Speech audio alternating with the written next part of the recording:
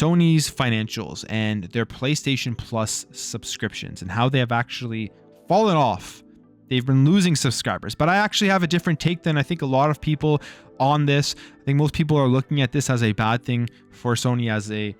You always want to see your subscribers growing. You don't want to see subscribers falling off. I mean, that's never a good thing, but I think there is a reasoning behind that, but I'll give you my opinion once we go through it. So it says the number of people subscribing to Sony's PlayStation Plus fell from 47.3 million to 45.4 million this quarter.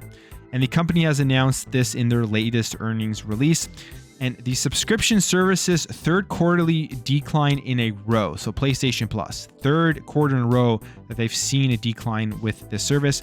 And this comes despite Sony launching a revamped subscription lineup between May and June this year, including new tiers that offer inclusive access to hundreds of games to download and stream. Now, when you're taking a look at PlayStation Plus, honestly, it's not a terrible service. I've checked it out. It's not a terrible service. There is lots of stuff to play with in it, but it is still nowhere near Xbox Game Pass, in my opinion. It still doesn't have the biggest thing setting Xbox Game Pass apart, which is the day-and-date first-party games.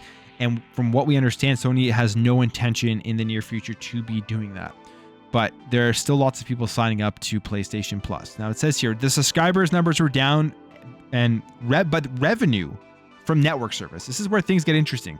Subscribers were down, but the actual revenue from network services, which includes earnings from PlayStation Plus, PlayStation Network, advertising revenue, and the now discontinued PlayStation Now, has increased from 100 billion yen to 117 billion yen, which is around $679 million to $794 million year over year. So subscribers down, but revenue up. And what I think this is telling me is that they are losing overall subscribers, people paying for, what was PlayStation Plus, $5 or $10 a month, something like that. And you're getting that offset by people signing up to the highest tier of PlayStation Plus. So there's enough people signing up to that highest tier of PlayStation Plus, paying more money monthly to offset the loss in subscribers so they can still increase their revenue. So I think that actually plays a role in it, and I don't know how bad that is. I know this looks bad because of the subscribers have fallen. Obviously, PlayStation would prefer that 2 million people that fell off from subscribing to PlayStation Plus would have just signed up to the highest tier of PlayStation Plus. Obviously, that isn't going to happen, but they've cut off things like PlayStation Now. So you have people who probably just wanted PlayStation Now who are like, we don't even want to subscribe anymore to anything PlayStation. They're falling off, but it's being offset because of these subscription services, which we've seen here with their revenue. So I don't think it's that bad of a thing as some people are making it out to be, but that's just my opinion. It could be a lot worse than it is. But they say here, Sony has sold 25 million PlayStation 5 consoles in total as of this quarter. So PlayStation is still selling very well. It sold 3.3 million PS5 consoles between July and September 30th, which is the same number it sold in the same quarter the previous year. So it's right on par in terms of their console sales. And I have a feeling that that's going to really change in the next upcoming quarter. I think the console sales are going to increase a lot more from the previous year. You can just take a look at it right now. I know from my perspective here in Canada, it is a lot easier to get a PS5. Like, you can walk into a GameStop and they have PS5s in stock. Online, I think this week there was multiple times where PS5s were available online for hours. They didn't sell out right away. So if you're looking for a PS5 now, we are pretty much, I would say, at that point where you can just get one, at least here in Canada, and at least in the area that I live in. Maybe in the United States, it's still very hard. Maybe in other parts of the world, it's still very hard. But they have upped up their production. There are a lot more PS5s available to buy, and they're getting ready for God of War coming out in what, 8 days from now? That's going to be huge. And just overall Christmas. That's going to be a massive time for PlayStation. And we know what their consoles as well going into next year. We've heard news from multiple sources, multiple rumors, nothing that's been officially confirmed by PlayStation, but that they are working on a new SKU of the PS5, which meaning that they are going to just have a digital version and then a disc drive that you can buy on the side. And then they're just going to phase out the PS5 with the disc drive already in it, which I think is a very smart move by PlayStation to do that. I think that is a good move on their part for their business because they want everybody to be digital. And if you're going into a store in this day and age, the chances are that you're just going to opt out of buying the disc drive extension addition to the PlayStation 5, and you're just going to get that digital PS5, and everything you buy for the rest of this generation is going to go directly through PSN, which is exactly what they want. That's exactly what their motive and goal is with doing something like that.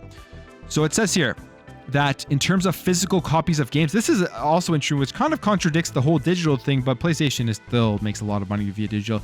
It says it sold 62.5 million physical copies of games, a reduction of almost 20% compared to the same quarter last year. So still sold 62.5 million digital copies, but almost 20% less than the same quarter last year. PlayStation, very happy to see this. Jim Ryan is laughing when he sees stuff like that. This is exactly what he wants going forward, especially with their first party games. You think about a game like God of War Ragnarok. I'm picking that game up right away. I'm excited for it. I've said it multiple times on this channel. People love to joke around when they come on. I've seen comments where people are like, Xbox still has no games, but it's like, you know what? There's tons to play on Xbox, but at the same time, I'm still very excited for God of War Ragnarok. I'm going to be picking that up day one, and I have no qualms about that. You know, it's going to be a lot of fun. It's going to be a great game, and most people are going to be buying it digitally. Whereas with me, I'm going to pick it up physically because that's a game I'm going to play through it once, and then I'm going to sell it off. That's what I do with the majority of my first party purchases of PlayStation games.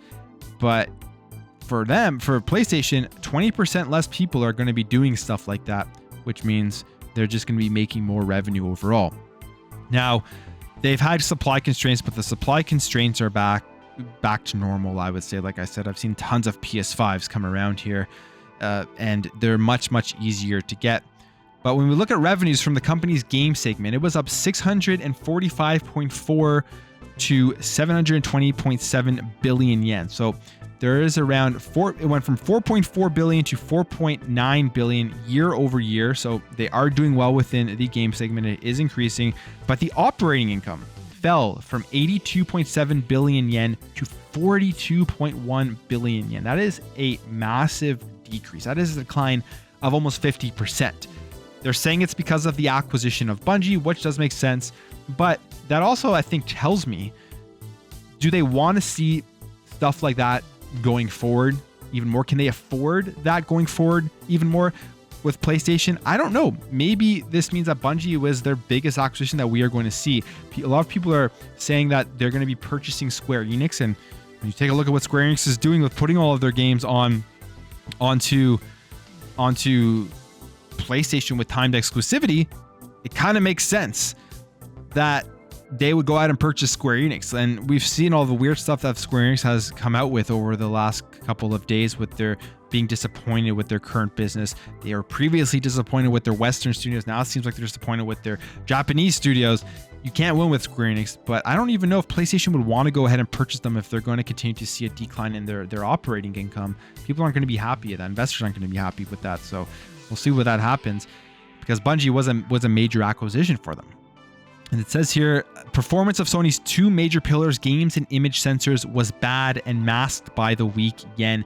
This comes from a Toyo Securities analyst, Hideki Yasuda. PlayStation software sales continue to be lackluster, and still declining PlayStation Plus subscriber numbers are concerning. So this person, who probably is much more knowledgeable than me on the Japanese market and just the overall success of this business right now, they seem pretty concerned that software sales continue to be lackluster and that PlayStation Plus subscribers are declining. And it's, like I said, always bad when subscribers are declining, even on YouTube.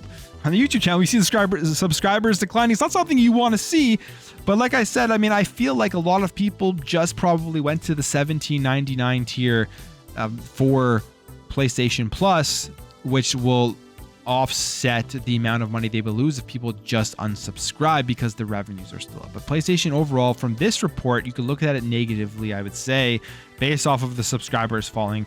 But we'll wait to see what happens in the upcoming next quarter, because we know what's coming out in 8 days from now. God of War Ragnarok is going to push a lot, and people are going to be jumping out there and buying the game, buying PlayStation.